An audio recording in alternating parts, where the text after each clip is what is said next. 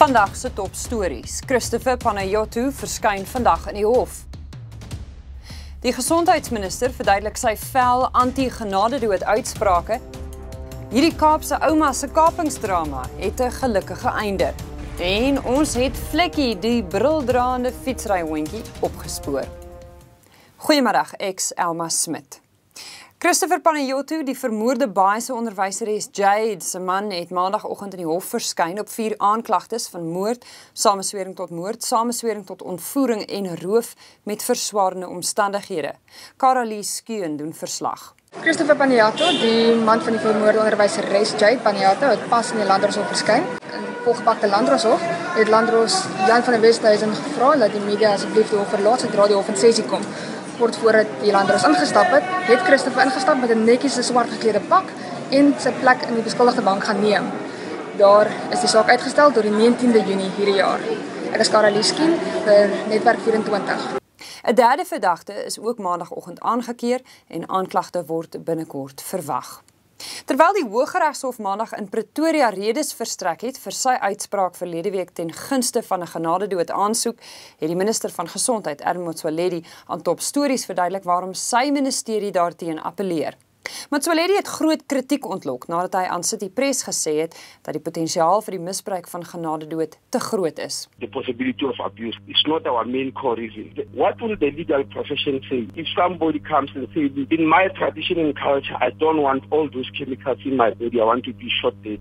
What about somebody who comes and says, in my tradition, as a man, I want to die from a spear? I just want us to look at many aspects of this ruling. That's why many countries around the world, with the best healthcare systems, have not run into it. We are still struggling to rebuild our healthcare system, yet we already want to run it ahead. The application is always lodged by the patient after having been informed by the doctor. All patients to lodge this and say my life has come to an end, nothing can be done. They have to hear that from doctors, and I don't want doctors to play God in that role, because in many instances they've made mistakes. Do you know how many times doctors have predicted somebody's death and say you are left with a week and only for people to go on and live? So the whole process of dying is a natural process that must be left in the hands of nature. Once you bring human beings in, there are going to be too many machinations and manipulations. That I can assure you. Vir die res van my onderhoud met Motsoaeledi, gaan klik gerus op ons multimedia blad. Hierdie video wat wys hoe 'n bejaarde vrou in 'n gegoede buurt van Somerset Wes in die Weskaap voor haar huis gekaap is, maak sedert Sondag opslaa. Die 86-jarige slagoffer, Elma Smit, het egter net lof vir die polisie en 'n goedhartige supermarkbestuurder nadat haar motor en kruideniersware binne 24 uur opgespoor is. Unfortunately, I opened the window slightly in order to talk to him, but he was very aggressive and insisted that he wanted money. He actually put his arm through the top of the window and opened the button, so he unlocked it, with the result that he grabbed my arm and flung me out of the car, very roughly, I must say. And while I was lying there, he got into the car and started it up with my legs underneath practically. So I managed to get my legs away very quickly, and off he went. Possibly partly the reason why they caught him so quickly was the fact that he tried to get the money back for the groceries I had from Pick and Pay, which was in the boot of the car. And of course they realized it was a scam and found out who I was. The manager of Pick and Pay was absolutely amazing.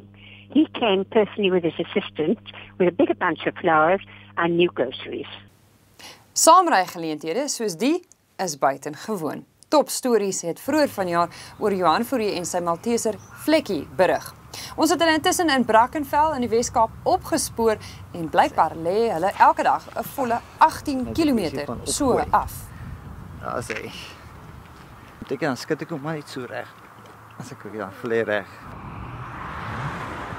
Gaan lees gerus die volledige storie op ons tuisblad. Tweet ons met die hashtag #topstories oor stories in jou omgewing by Netwerk 24 of e-pos nuus by netwerk24.com.